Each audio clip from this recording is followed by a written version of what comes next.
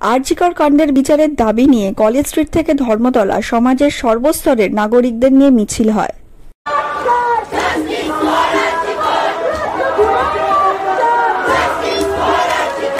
সবকিছু নিয়ে কথা হয়, মেয়েরা সবসময় ওই খাড়ার সামনে ঝুলছে, কিন্তু কলকাতা শহরটাকে আমরা মনে করতাম, অনেকেই মনে করতো দেশের সর্বত্র গিয়ে, যারা কলকাতায় আমরা থাকি সবসময় বলেছি যে আমাদের স্টেট সব থেকে বেশি সেফ, এখানে আমরা মহিলারা সবচেয়ে বেশি সেফ। সেখানে এরম একটা নির্মম ঘটনা ঘটেছে, ঘটতে পারে, এটা তো আর ওই মানে ফিউচার টাইমসে কথা বলে তো কোনো লাভ নেই। ঘটনাটা ঘটেছে এবং 23 দিন হয়ে গেল, সেখানে মানে কোনো কিছুই এগোচ্ছে না।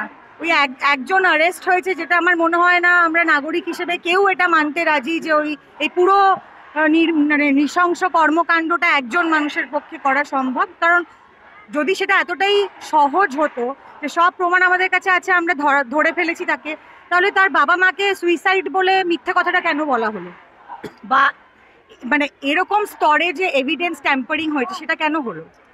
জনসাধারণ তো বোকা নয়। যদি আমরা আমাদের বুদ্ধি বিবেচনা দিয়ে ঠিক মানুষের জন্য ভোট দিতে পারি, তখন যদি আমাদের বুদ্ধি থাকে, তাহলে এখন আমরা হঠাৎ বোকা হয়ে যাব কেন? আমাদের সকলের দাবি একটাই যে অ্যারেস্ট কেন হচ্ছে না।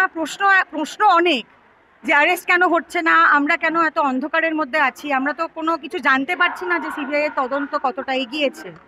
এবং দাবি একটাই যে আমাদের মানে ঠিক লোক যারা যারা মানে ঠিক যে আমাদের পারপেট্রেটর, তারা সামনে আসুক এবং তাদের বিচার হোক। মানে সরকারের একটা দায়বদ্ধতা আছে, মেয়েটির বাবা মার প্রতি তো সরকারের একটা দায়বদ্ধতা আছে। আর আমরা সরকারকে ওই ক্ষমতায় রেখেছি কারণ আমরা মনে করি যে সরকার আমাদের অভিভাবক। তো যদি আমরা পুলিশের কাছে গিয়েও সুরাহা না পাই, আমরা যদি সরকারের কাছ থেকে কোনো সাহায্য না পাই, তাহলে আমরা যাবোটা কোথায়? আর আমাদের রাজ্যের যিনি মাথা, মাননীয় মুখ্যমন্ত্রী, উনি তো নিজে একজন মহিলা। মানে আমার তো ভাবলেই শরীর খারাপ লাগে যে কতটা নৃশংসতার মধ্যে দিয়ে, কতটা যন্ত্রণার মধ্যে দিয়ে মেয়েটিকে মারা যেতে হয়েছে। এটা তো একটা মেয়ে হয়ে ভেবেই শরীর খারাপ লাগে। সেখানে আমি চাইবো যে আমাদের মাননীয় মুখ্যমন্ত্রী সত্যি কিছু একটা বিহিত করে আমাদের দেখাক, যাতে ওনার প্রতি আমাদের ভরসাটা থাকে। কারণ এখন তো ভরসাটা টলমল হয়ে যাওয়ার জোগাড় হয়েছে।